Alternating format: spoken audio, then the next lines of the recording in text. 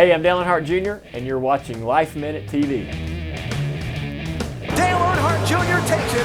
NASCAR legend Dale Earnhardt Jr. knows a thing or two about keeping heated emotions in check behind the wheel, and he's parlayed those skills into his latest children's book to help parents teach their kids how to control their emotions when things go wrong. We caught up with this busy dad of two to hear all about what fuels his winning drive on and off the track. This is a Life Minute with Dale Earnhardt Jr.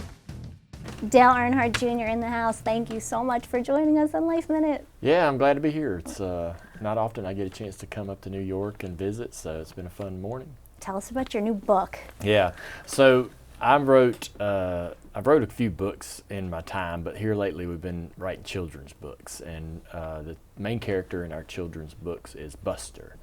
Buster's my dad's nickname when he was a little boy.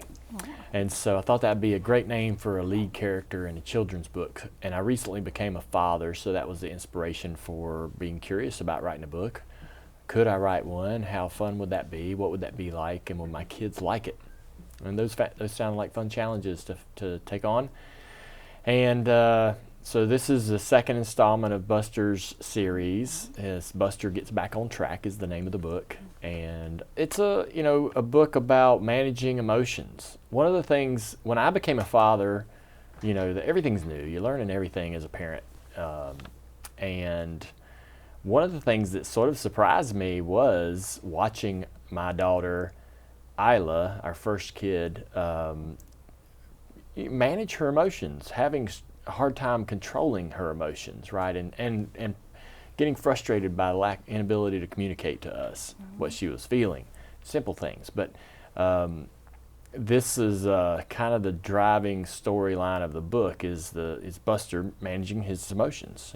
He struggles on the racetrack and gets frustrated, and then he finds ways to control that, and there's that's kind of the main message of the book. But it's been interesting. I will say that when I became a dad, one of the most common gifts that you'll get as a parent is books, children's books for your kids, right? And so we compile this big collection of books, and it was, I thought we were going to read them all, right? But the girls just gravitate toward the specific ones, and they will have you read the same book every day for weeks on end, right?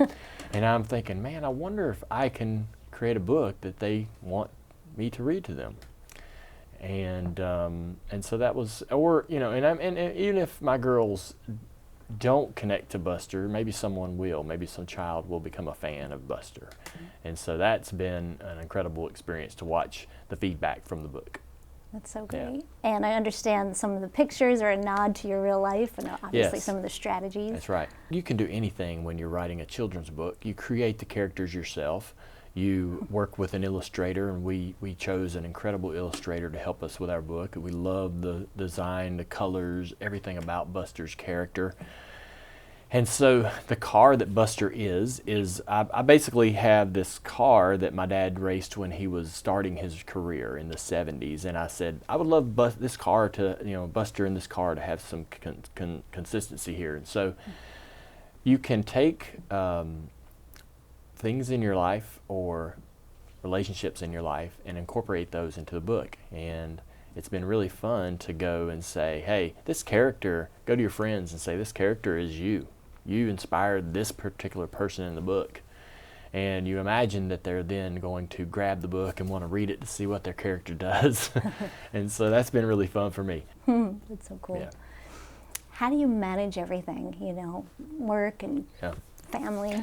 I have a lot of great people that help me know where I need to be at all times, and I trust a lot of people to help me decide what is important and what I need to focus on. We do a lot of things. We're racing cars, we're owning race teams, we're broadcasting in the broadcast booth for NBC, writing children's books, and you just sort of have to balance the time between what you really are passionate about and spending enough quality time with your family, right? And making sure you're giving them what they need and being with them and getting, making sure you're developing those relationships. Those girls are so young. Isla and Nicole are 5 and 2 years old, and you want to be in their life every day, every minute, helping them, impacting them. But hey, I'm glad to have opportunity. I'm thankful. and we're managing it well. You sure are. Yeah. And you're such a doting father. 2 beautiful little young girls, like you said. I stalked your Insta a little, so I saw. What are some things you learned from your dad about parenting? I think that my dad influences me a little bit as a parent, and my mom does too. My sister, my wife, me and my wife Amy communicate quite a bit about parenting practices, right? And we find parenting to be really challenging at times, and so we talk about it. She says, I think we could have done this in this situation, or I would have preferred you do this in this situation. And so we give each other a little feedback from time to time, share our opinions about things that we're learning in the world about parenting, and things we like that we see other parents do. And so I think you just got to be malleable. You got to be able to go with the flow and change and accept that you're not perfect, and not worry so much about being imperfect. That's probably my problem, is that I worry about being imperfect and missteps that I make in teaching moments with my kids. And I definitely, when I became a dad, I didn't come with this, it didn't come with this guidebook, or I didn't have this big toolbox full of information to just be this perfect dad right out of the gate. So I certainly, in very important teaching moments, may have not hit a grand slam, but try not to worry too much about not always, fulfilling or living up to this sort of idea that you have as being a father, and your kids are going to be fine, Yeah. That's so great. All right, let's talk racing. Well, I mentioned I'm a broadcaster for NBC, so I work in the booth. I love doing that job. I'm at the racetrack. I'm going to watch the races anyways, so I feel very lucky to be able to have that opportunity. And I'm a huge fan of racing and a fan of what I'm watching, and I just I be that fan when I'm in the booth, and that's working really well for me so far. I do love to drive still, and I haven't quit driving entirely, and I ran a race just this past weekend at Bristol. Good one. Yeah, so I run at least once a year, maybe twice a year, and it's really out of, I'm a little selfish that I want to compete and want to get back out there and see if I can still do it. But there's also that opportunity to remind myself of what a driver's dealing with inside the car and thinking about, and the processes that a driver goes through mentally throughout the race, so that when I go in the booth, it's fresh and I can pull from that information immediately, quickly. And I feel like the further I get removed from my racing career, the harder it is for me to be an analyst for our sport. So staying in the car keeps me current. Keeps you fresh. I do think that. And so we had a really good race this past weekend. I'm reminded every time I compete how great and talented the other drivers are. I think that's helpful too, to know that they are great at what they do. But I ended up leading some laps. We led about 47 laps this past weekend. Things were going great. We had a little electrical fire that happened in the car. It's a just kind of odd, rare thing. It was a brand new car, and there's kind of a new car bug issue that we didn't foresee. And luckily, I was able to get out with no problems. I don't have any injuries or anything, but it was a very touch and go moment there inside the car when I looked down and the floorboard's on fire, and I'm like, oh well, I guess we're gonna have to stop. Oh God. So luckily I get out. We get the car back to the shop. We figure out what the problem is. We understand how to not have that problem again. We'll clean this car up. We'll rebuild it, and I'll take it back and race it again in a month in Miami. So I'm looking forward to that. Talk about resilience. Yeah. How do you maintain that, not freaking out? You know what I mean? How do you well, do that? You do freak out. I was in the car, saw a little smoke. I'm driving around. I'm running really well, running up in the top 5, and I see a little smoke, and I'm smelling some things burning, and I'm thinking, what could that be? I'm trying to figure it out with what limited information I've got. And then I felt that pinch of the fire burning my suit and burning me, right? It gets hot. It's like getting too close to the fire, getting too close to a campfire.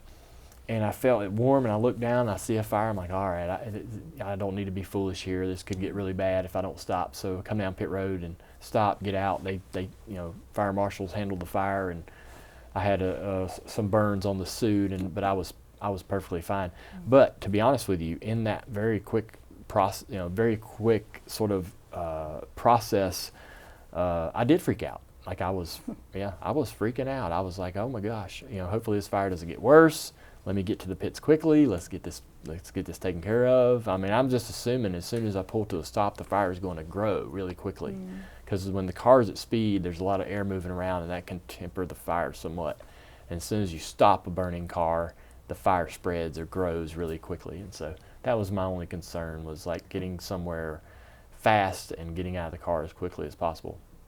Has becoming a dad and having a family changed racing at all for you? It has. It's a bit of a tug of war, to be honest with you, between not racing and then wanting to race so that they know racing. And my girls would, if I never drove another race car again, my girls would look at my career knowing that that was something that happened before they were born, and not be able to really understand what it was like to experience me as a race car driver. And I believe it feels selfish to want to go to the racetrack and race so that your kids can experience it, right? So they can experience you doing that job. When, I'm going to be 49 this year, and I might as well, I've done everything I wanted to do. There's really nothing else for me personally that I would love to achieve, and I've been very fortunate and lucky. And but there's part of me, I'm selfish and I enjoy it and I want to do it and I have fun doing it, but there's also part of me that wants my kids to experience it and connect that part of my life to their reality, right? So they can say, I do remember going to the track and Dad racing, and now I can go back and look at pictures of him and really kind of put myself in that, that part of his life, and maybe understand what that part of his life was like. And so I raced for about 20 years before they were born, and I will probably race for, I don't know, maybe half a dozen more years at the most. Good. One time a year for them to sort of be able to go to the track and see what that's like. Mm-hmm. Yeah. Was that what it was like for you when you were little? I was in love with racing as a kid, and I thought it was just so grand. I couldn't get enough of being at the racetrack, and I wanted to explore every inch of the facility. And I had a group of friends, other kids my age, that as soon as you got to the track, you sought each other out, and you just had this, what are we going to do? Let's go eat some junk food. Let's go over and look. Let's go watch practice from over here. Now let's move over here and watch the cars. And we wanted to see every vantage point, and we walked all over pit road, touching and looking and checking all the race cars out. And it was a blast as a kid, running up into the haulers and eating all the candy. And it was really, really a great time. And so, I certainly want my girls to know what it's like to be at a racetrack, and what kind of fun can be had, what kind of enjoyment they can have from being there and watching the race. What's the biggest tip you've learned, third generation legend from your grandpa, your dad, from them about racing? I think the one thing that I probably learned from my grandfather and my dad, it's not really a lesson that I learned. It's more about a mindset. They were very driven, motivated, determined. The look on their face, when you see images of them, they just have this, they're so focused in their gaze, right? And so that's how they were mentally at all times. When Dad was at the racetrack, it was business, and he was almost, kind of walked around with this really sort of stern, determined sort of effort in everything. And there were some light moments for sure, but when he climbs into the car, he just sort of changed. Mm-hmm. And I feel like that is motivating for me. When I'm behind the wheel of the car, I expect a certain performance. I expect a certain type of effort out of myself. And so, their approach to racing and driving has been an inspiration for me for every lap I run. Mm-hmm. There's a little bit of pressure that you feel from the outside world, but most of the pressure that you feel is what you put on yourself. And the Earnhardt name is you feel like responsible for carrying on that legacy and keeping that name to a certain standard. Yeah. You sure have. Thanks. What's your worst pet peeve from other drivers when you're on the track? That's a great question. That's a good question. I think that the worst pet peeve in racing is what they call mirror driving. So if you're trying to pass a car and generally when I race, I look out the windshield and where I'm going 95% of the time. Now we have mirrors in the car and one little side mirror right here to look down the side of the car. You check those from time to time to see where everybody's at and just understand whether you're pulling away from the car behind you or he's gaining on you. And so when you run down another car and you're catching another driver, you can tell they start to look in the mirror more. And they're paying less attention to where they're going, and they're looking in the mirror to see where you are, and they're trying to block you, right? And that is so frustrating because you run them down, you're faster than they are. You want, if it's early in the race, you certainly don't want them to make it a difficult, hard time to get around them, but they can. They can really make it frustrating. And when they look in the mirror, and you can see them sometimes looking in the mirror, you can see their eyes. But you can tell they're trying to block you. They're going everywhere you are, trying to go on the racetrack to keep you behind them, and that really can be very frustrating. Do you go fast when you're at home? What's your home driving like? My home driving, so driving on the highway for me has changed over the years. I was always going fast when I was younger, in a hurry everywhere I went, speeding down the roads, and not being very responsible with my driving. But I think as you get older, you sort of realize that you don't have to run wide open everywhere you go. You don't have to hustle and race to every stop. And I have to really work to manage my anxiety or my nerves, especially when I'm going somewhere to do something, any kind of work-related activity, or if I'm rushing to get there, I'm sort of working myself up for no reason, right? And I'm sort of building up this sort of anxiety and hustle and panics, sort of temperament inside me, right? And so I've learned to just take it easy. Just when you get there, you get there. Mm-hmm. Everything's gonna be fine. Okay, if you're a little late, you can apologize. It's no big deal. That's so interesting. And so, now I take my time driving. Amy, my wife, riding with me, she'll tell me. We'll get in the road. So driving a car on the highway is like a great time to start catch up on things.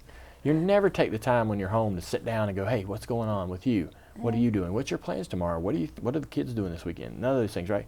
And so when we get in the car and we're driving somewhere, I'm like, man, hey, let's talk about this, that, and the other. What's on your calendar? This is what's on my calendar. I've got to go do this.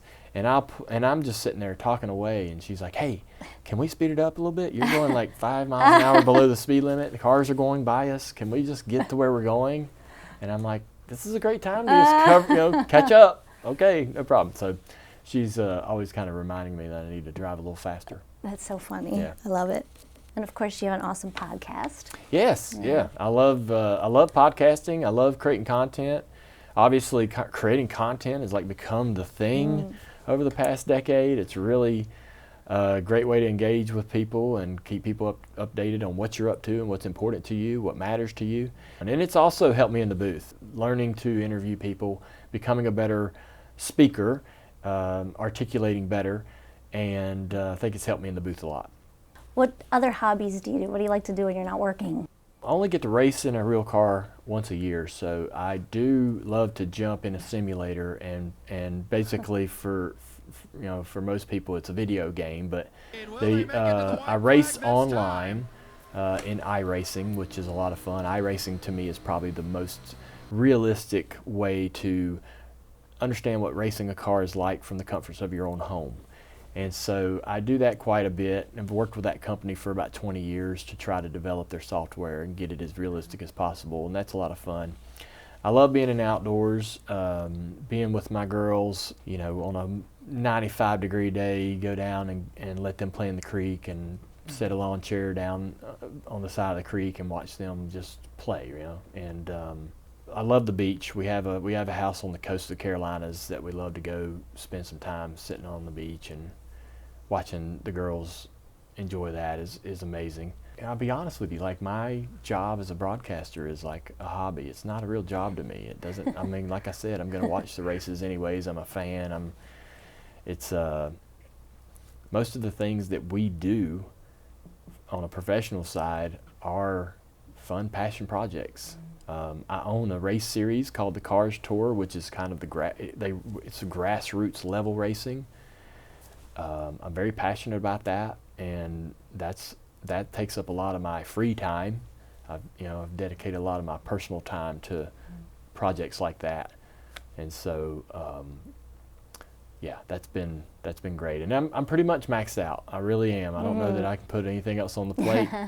I don't want to take anything else away from my family, so it's kind of where we are right now. Is I'm in a good place. What's your favorite music? That's a great question.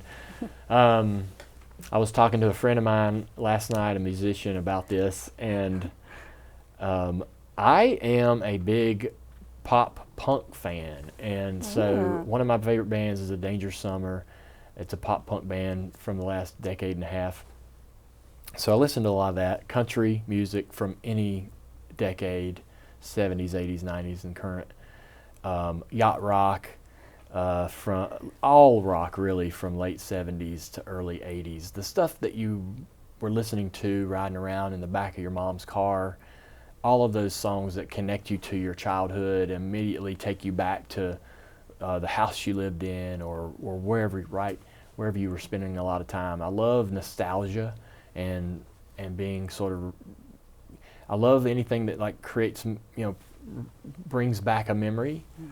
I love that. So that type of music, rock music and popular, rock music from the late 70s and early 80s is something that I'm always going to be good with. Favorite comfort food? My favorite comfort food, all right, so anything that has buffalo sauce on it. I love buffalo sauce, and so I use it as a dressing on salad. I know, it's crazy. I love smoking barbecue, so brisket, ribs. I love ribs, so have to be careful there. But I love the challenge of smoking barbecue, because honestly, it's really similar to going and racing. So you spend days preparing this car, getting it ready, right? Setting it up and tuning the car, and then you load it up and take it to the racetrack. And in barbecue, if you're going to do a brisket, you spend almost a whole day like prepping the brisket before it ever goes on the smoker. Do you do that? Yes. Oh. And so that's kind of the fun part. It's like it's silly, but you have this toolbox with all the sauces and all the the injection and everything you're going to do to try to make this brisket great, right? And it might be great, just like a race car. It might run great, it might not. You spend about a day and a half getting this brisket ready, and then it goes on the smoker, and that's like an 8-hour process. Wow.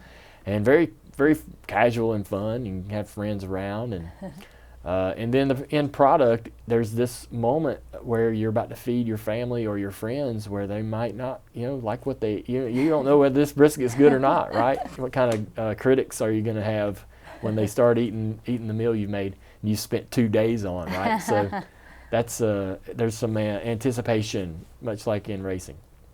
Awesome. Yeah. How do you decompress?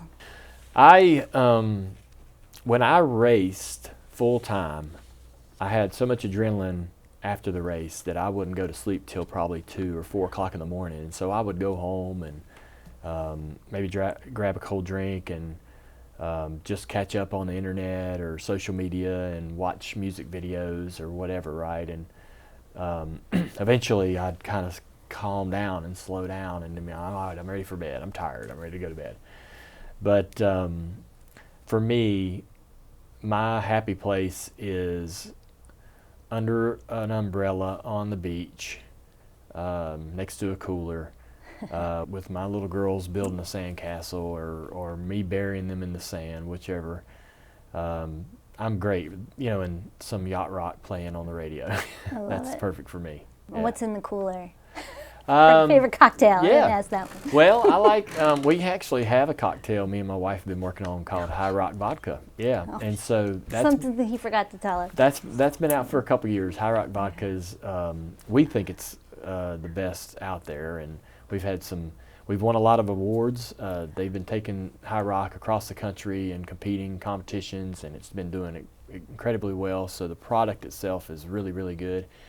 We're working with a group in Gatlinburg, Tennessee called Sugarland, so they know what they're doing. We don't buy it from someone else and bottle it and brand it. We make it ourselves in-house, and so it's incredible. And so we've had a lot of fun with that, but either vodka and orange juice. My dad's favorite drink was a screwdriver, so that was, I can always go with that, or a cold beer. What's something no one knows about you? Well, I always go to this for some reason, but you were asking me about music. Me and my sister used to go on these long road trips to visit my mother in Norfolk, Virginia. She lived up there for about 20 years, and so we'd drive the 6 hours to Norfolk, and the best part was Kelly's driving, and I'm just going through our CD case and playing all these songs, right? And I really became a huge Barry Manilow fan on one trip. And so, it's you and your sister, and somebody was asking me the other day, it's like, what songs in your library that would be probably one you might be embarrassed about? And I don't know that I'm embarrassed about it, but I think people would be surprised at how much Barry Manilow's in my catalog. To hear more of this interview, visit our podcast, Life Minute TV, on iTunes and all streaming podcast platforms.